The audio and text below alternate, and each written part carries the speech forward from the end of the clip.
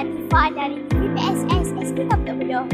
Pada hari ini, sekolah saya mengadakan majlis penyerahan watifah pelantikan pemimpin cilik sesi 2025-2026.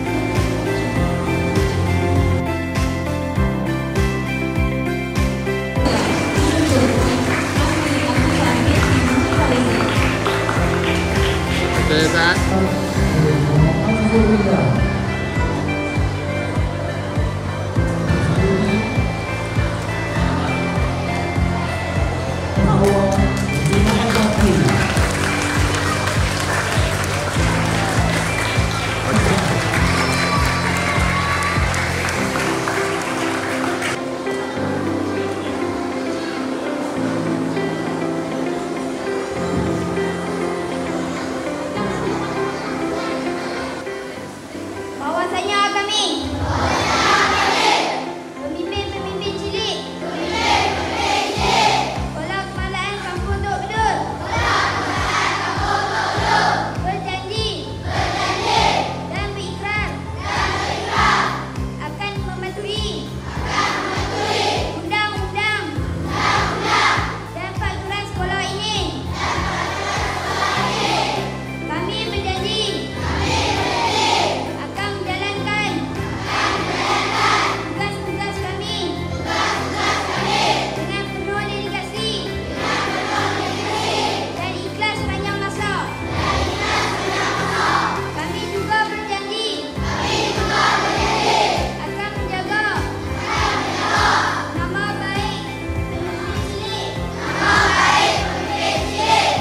guru sekolah ini, agama, bangsa dan negara berdasarkan prinsip-prinsip rukun negara.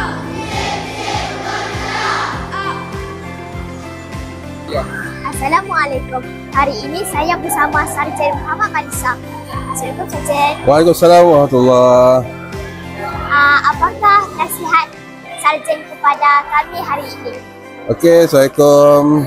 Saya mengucapkan tahniah dan syabas kepada yang telah dipilih menjadi pemimpin cilik pada hari ini. Dan pesanan saya untuk mereka supaya menjalankan tugas dengan penuh amanah, dedikasi dan berintegriti dan membantu guru-guru di sepanjang waktu persekolahan. Sekian. Terima kasih Sarjan. Ya, sama-sama.